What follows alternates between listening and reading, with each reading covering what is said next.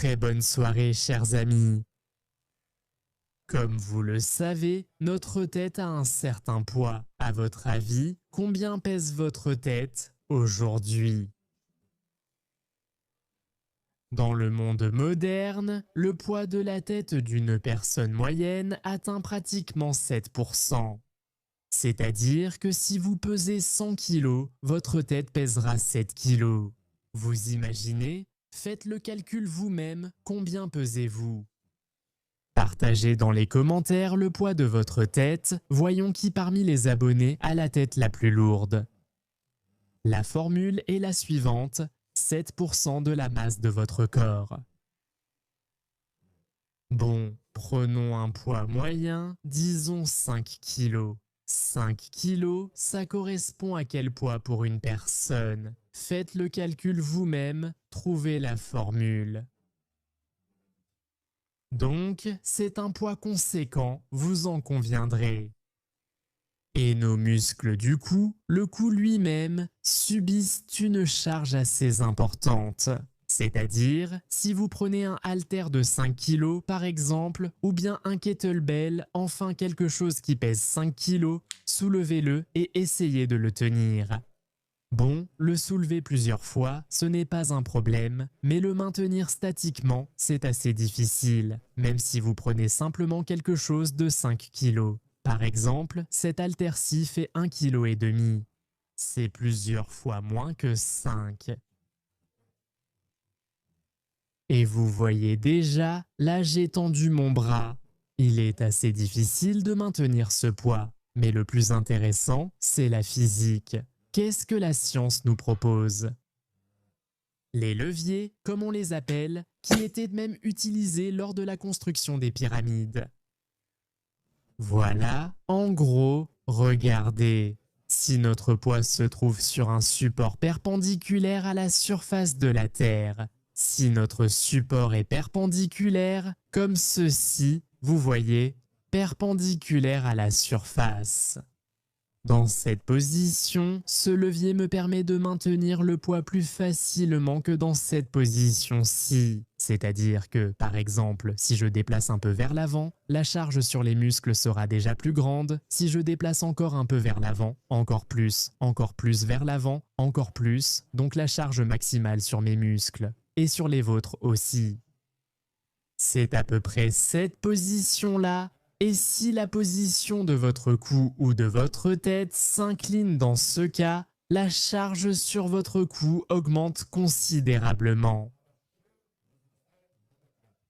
Donc, votre tête pèse 5 kg. Elle repose sur le cou, les muscles du cou la maintiennent juste ici. Mais si la tête commence à se pencher vers l'avant, alors... Ceux qui savent bien résoudre des problèmes de physique savent que les angles changent ici, donc la force augmente, quelque chose s'ajoute, et au final, le poids devient pratiquement 50 kg. Et avec chaque nouveau mouvement, voilà. Il s'avère qu'en changeant la position de la tête, votre cou pèse déjà 150 kg. Bon, bien sûr, ce n'est pas autant que ça augmente, oui, pas 150. Mais disons ici, d'accord, soyons plus réalistes, faisons comme ça avec des chiffres plus réalistes. Enfin bref, vous avez compris l'idée. Ici, la charge sur les muscles du cou est moindre, ici elle augmente. En fait, qu'est-ce que cela signifie? Cela signifie que si nous étudions nos téléphones, constamment dans cette position, notre tête sera ainsi. Cela devrait donc renforcer notre cou, mais si nous surchargeons le muscle, surtout avec une charge statique, progressivement, ce muscle commence à se blesser. C'est-à-dire que si nous entraînions notre cou et le faisions par série en laissant le muscle se reposer, c'est-à-dire, par exemple, si on la maintenait dans cette position, puis on la relâchait, donc on laissait le muscle se fatiguer, puis on lui permettait de récupérer, notre muscle se régénérerait progressivement. Mais si on commence à solliciter constamment le muscle sans lui laisser de repos, des processus liés à la surcharge musculaire apparaissent. C'est avant tout une inflammation. Lorsque nous surmenons un muscle, il commence à se blesser, à se léser à différents endroits au niveau du ventre du muscle. Comme nous le savons, le muscle est composé de plusieurs parties, le ventre musculaire et la partie tendineuse. Les deux peuvent être blessés, il s'agit de microtraumatismes qui apparaissent. Si le ventre du muscle est blessé, ce n'est pas si grave, à moins qu'il ne s'agisse d'une déchirure massive.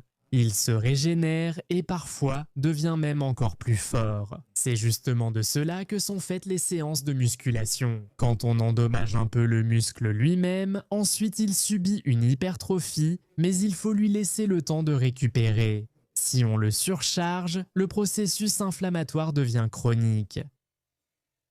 Le tendon a besoin de plus de temps pour récupérer. Si on le déchire un peu, il mettra très longtemps à guérir. Les points d'attache, là où les tendons sont fixés au périoste, mettent aussi très longtemps à guérir. Ce sont ces endroits qui s'enflamment. Et l'enveloppe du muscle, le fascia, qui se trouve aussi entre les muscles, ces endroits-là aussi peuvent parfois s'enflammer chez nous. On appelle ça une fasciite, une myosite, une tendinite. Si ce processus se répète plusieurs fois, une surcharge, cela arrive souvent. Mais cela se produit surtout au niveau des tendons, car ils ont besoin de plus de temps pour guérir et des proliférations fibreuses apparaissent autour des structures. Le plus souvent, ce sont les tendons qui sont touchés, cela peut aussi arriver dans les muscles, mais le problème est plus fréquent dans les tendons lorsque du tissu conjonctif apparaît autour d'eux, ce qui gêne le mouvement des tendons et provoque de la douleur. Dans les cas de tendinite ou de tendinopathie chronique comme celle-ci, ce tissu conjonctif commence à comprimer les tendons et lors des mouvements, il provoque à nouveau leur inflammation. Comment traiter cela ? Eh bien, en combinant différentes procédures. Il se peut que la physiothérapie soit nécessaire pour éliminer cette inflammation, voire même des médicaments anti-inflammatoires. Mais le plus important, c'est de restaurer la mobilité et, grâce à des exercices, de rétablir progressivement l'élasticité de tous ces tissus qui entourent le tendon lui-même, la mobilité du tendon et l'élasticité du tendon. Mais il ne faut pas en arriver là, nous devons justement prévenir tout cela. Donc, en gardant cela à l'esprit, nous comprenons qu'il y a certains muscles qui sont surchargés, qui subissent une surcharge. Et que devons-nous faire pour soulager la tension de ces muscles? Qu'est-ce qui est le plus souvent surchargé dans notre cou? Où ressentons-nous la tension? Au niveau des épaules, n'est-ce pas? Qu'est-ce qui se tend là-bas? Beaucoup pensent que c'est le trapèze qui se tend, et d'un certain côté, ils ont raison. Bon, pour faire court, disons que le trapèze se tend là, mais il y a aussi le muscle élévateur de l'omoplate qui se contracte. Donc ici, dans cette partie latérale, deux muscles peuvent faire mal et être surchargés. Il s'agit du muscle trapèze, qui souvent à cause de sa faiblesse, commence aussi à être surchargé. Souvent, à cause de la faiblesse des deltoïdes, le bras travaille de manière excessive et cela peut être dû à des problèmes avec l'articulation acromioclaviculaire qui est souvent instable, elle bouge un peu. Cette petite articulation ici provoque aussi une tension dans le muscle trapèze, mais en même temps, c'est aussi une conséquence de la faiblesse de ce muscle. Le muscle élévateur de l'omoplate se contracte excessivement à cause de la faiblesse des longs extenseurs du cou. En bref, il faut éliminer la tension dans ces muscles du cou, y compris les muscles sous-occipitaux. En résumé, ce qui se passe, c'est que le trapèze, le muscle élévateur de l'omoplate, les courts extenseurs du cou sont surmenés, tandis que le long extenseur du cou est affaibli. C'est un groupe musculaire qui comprend plusieurs muscles, les muscles spléneus, les muscles longs, plusieurs muscles qui sont regroupés sous le nom de longs extenseurs. Ils commencent à la partie moyenne de la région thoracique et se terminent à l'os occipital. Tout cela est recouvert par ce groupe. On peut dire que c'est sur eux que repose votre tête. S'ils s'affaiblissent, tout le reste commence à se surmener. C'est pourquoi, pour soulager la tension des muscles du cou, nous devons la transférer sur autre chose. Il existe un tel principe dans les muscles. Il y a des muscles qui effectuent des mouvements opposés, par exemple un muscle fléchit notre bras. Par exemple, ici, c'est le muscle fléchisseur, donc le biceps, ou ici le biceps brachial. Bref, on ne va pas compliquer. Et il y a le triceps de l'autre côté. Quand le biceps est contracté, le triceps est détendu. Si le triceps est contracté, si on le contracte et qu'on maintient la tension, à ce moment-là, on sent que l'autre muscle devient mou, il se repose à ce moment-là. Et nous pouvons utiliser ce principe pour détendre quelque chose pour nous-mêmes. Mais ce qui est intéressant, c'est que ces muscles ne sont pas toujours du même côté. Ils sont souvent de côtés différents. Par exemple, notre tâche est de détendre le muscle trapèze. Pour cela, nous allons contracter le grand dorsal. On peut aussi contracter le muscle pectoral, la partie inférieure du pectoral, pour détendre cette partie du trapèze. Pour détendre le muscle élévateur de l'omoplate, ici aussi, donc tu contractes le muscle et l'omoplate et le muscle trapèze. Donc pour les détendre, il faut contracter le grand dorsal et le muscle pectoral. Voyons ce qui agira le mieux, lequel aura le plus d'effet sur chacun d'eux. En général, on peut contracter et détendre les deux. Ensuite, suivant. Pour détendre les muscles de la partie postérieure du cou. Ici, il y a les longs extenseurs. Il y a aussi les courts extenseurs qui se trouvent ici, entre la première vertèbre et l'os occipital. Et il y a les courts fléchisseurs. En théorie, nous devons les contracter pour que ça se relâche ici, à l'arrière. Donc, en fait, nous avons deux options sur ce que nous pouvons faire. Nous pouvons simplement détendre le muscle tendu, il va se relâcher temporairement. Mais ensuite, il faut faire en sorte que la cause de sa surcharge ne revienne pas. Alors, faisons les deux maintenant. Tout d'abord, commençons par détendre le muscle trapèze. Très souvent, beaucoup de gens ont ce problème. Une tension ici, dans les épaules, dans le muscle trapèze. Je vais vous montrer maintenant comment éliminer cette tension en quelques secondes à peine. Beaucoup diront « merci ».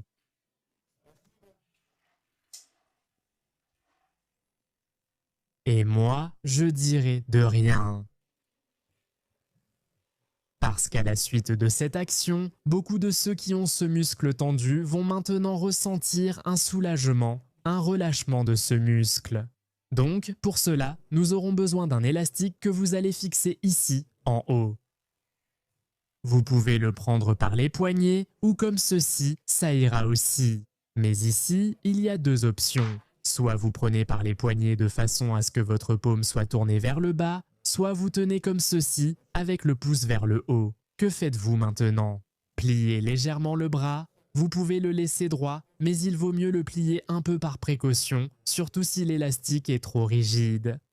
Et maintenant, vous faites un mouvement vers le bas, comme ceci, pour commencer. Faites le mouvement dans cette direction, vers votre cuisse, vers la jambe. Vous prenez l'élastique et vous tirez comme ceci, dans cette direction. Voilà, vous avez cet effet, vous vous éloignez un peu du mur. Et à ce moment-là, qu'est-ce qui s'est contracté chez vous? Ici, c'est le grand dorsal qui se contracte, ainsi que la partie inférieure du muscle pectoral. Le muscle pectoral et le grand dorsal se sont contractés. Ce sont ces deux gros muscles, d'autres interviennent aussi, mais ce sont les principaux.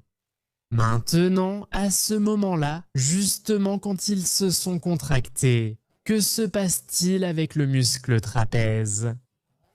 Elle peut se détendre parce que la charge passe aux muscles qui peuvent en quelque sorte prendre la stabilisation de l'omoplate sur eux à ce moment-là. Bien qu'aucun des deux ne soit directement attaché à l'omoplate, mais grâce à leur tension, vous le sentirez vous-même, posez votre main ici, vous sentirez comment votre épaule, cette zone, se détend. Maintenant, si vous changez un peu le mouvement et que vous le faites non pas vers la cuisse, mais un peu vers l'avant, ici, alors l'angle change un peu. Et ici, comparez. Faites le mouvement vers l'avant, puis faites-le un peu vers l'arrière. Donc le premier va vers la cuisse, le deuxième un peu vers l'avant et le troisième un peu vers l'arrière, comme ça. Et quand on fait un peu vers l'avant, ici le trapèze va plus se relâcher parce que la partie inférieure du muscle pectoral va plus se contracter et automatiquement le trapèze se relâche davantage. Si vous faites le mouvement un peu en arrière, par ici, le grand dorsal va se contracter davantage et le trapèze va aussi se relâcher, mais le muscle élévateur de l'omoplate va se relâcher encore plus. Ces méthodes sont très efficaces à utiliser au moment où vous sentez que votre cou est trop tendu ou que votre tête vous fait mal. Donc, si je fais ce mouvement un peu vers l'avant, le muscle pectoral se contracte ici chez moi. Du coup, le trapèze se relâche davantage. Ici, je fais un peu vers l'arrière. Le grand dorsal se contracte et le trapèze se relâche, mais c'est surtout le muscle élévateur de l'omoplate qui se détend davantage. Cela est dû au changement de position de l'épaule elle-même, du bras et à la contraction du grand dorsal. Donc, avec ces actions, vous pourrez beaucoup mieux détendre les muscles du cou que si vous essayez simplement de les étirer. En quoi l'étirement des muscles est-il problématique? C'est que la tension reste présente dans le muscle pendant que vous essayez de l'étirer et les points d'attache s'éloignent les uns des autres. Ce muscle tendu peut se détendre, mais il se peut aussi qu'il ne se détende pas au moment où vous essayez de l'étirer. Elle peut même être encore plus blessée, tout dépend de la chance. Mais de cette façon, lorsque vous contractez autre chose à la place de ce muscle, il va forcément se détendre, qu'il le veuille ou non, il n'a pas le choix. Parce que, pour que l'antagoniste se contracte, tout cela doit se détendre. Essayez, ceux qui ont eu des problèmes de tension dans le cou, vous sentirez tout de suite un très bon effet. Et maintenant, le plus important, tout cela c'est bien, c'est-à-dire que nous avons détendu ce qui était surchargé, ce qui était tendu. Mais maintenant, il faut faire en sorte que la cause de cette surcharge soit éliminée. Et il faut s'occuper de ces muscles, les extenseurs du cou, qui pourraient supporter même une augmentation multiple du poids lorsque la tête est penchée en avant. Pour cela, il existe de nombreux exercices différents, mais en voici un très bon. Vous prenez un rouleau, il vaut mieux qu'il soit doux, de consistance souple, pour ne pas trop appuyer sur votre tête. Vous le placez ici, contre le mur, de façon confortable. Et maintenant, vous touchez le mur avec vos fesses et vous appuyez l'arrière de votre tête sur le rouleau. Les pieds au sol, vous soulevez les fesses du sol. Vous reposez à nouveau, vous soulevez, vous reposez à nouveau, vous soulevez, et ainsi de suite. De 5 à 10 répétitions. Si vous sentez que votre cou se tend trop, commencez par 5 répétitions. Pour augmenter la charge, que faites-vous? Éloignez un peu plus les pieds du mur sans vous précipiter. Voilà, ils sont placés. On s'appuie avec la tête, on soulève le bassin. Vous avez placé, vous vous appuyez avec la tête, vous soulevez le bassin. Si vous sentez que c'est trop difficile, rapprochez-vous du mur. Vous vous êtes rapproché, vous posez le bassin, vous levez, vous posez le bassin, vous levez. Si même dans cette position c'est difficile, rapprochez-vous encore et trouvez la position dans laquelle vous pouvez supporter la tension. C'est très bon pour renforcer les extenseurs du cou. Même après une seule exécution de cet exercice, remarquez comment la position de votre tête change, car les extenseurs du cou se tonifient. Chez beaucoup de personnes, ces muscles n'ont pas reçu la charge nécessaire pendant très longtemps. Ils sont habitués uniquement à s'étirer et, le plus important, Le plus dangereux, c'est d'étirer le cou de cette manière, c'est-à-dire qu'il n'est pas souhaitable de tirer le cou comme ça. Sauf si vous avez des extenseurs du cou vraiment bien développés, mais ces personnes sont rares et elles n'ont généralement pas de problème de cou. Il existe une méthode similaire de relaxation musculaire pour la région lombaire, c'est-à-dire qu'on peut aussi, comme nous venons de détendre instantanément l'épaule. De la même manière, on peut aussi détendre le bas du dos tendu. On peut transférer la charge sur d'autres muscles, par exemple sur l'abdomen. Si cela vous intéresse, écrivez-moi. La prochaine fois, nous ferons cela. Comment détendre instantanément les muscles du bas du dos, de la même manière que nous venons de le faire avec les muscles du cou. Eh bien, je vous souhaite encore une fois une très bonne soirée. À de prochaines émissions, c'est ce que je voulais dire.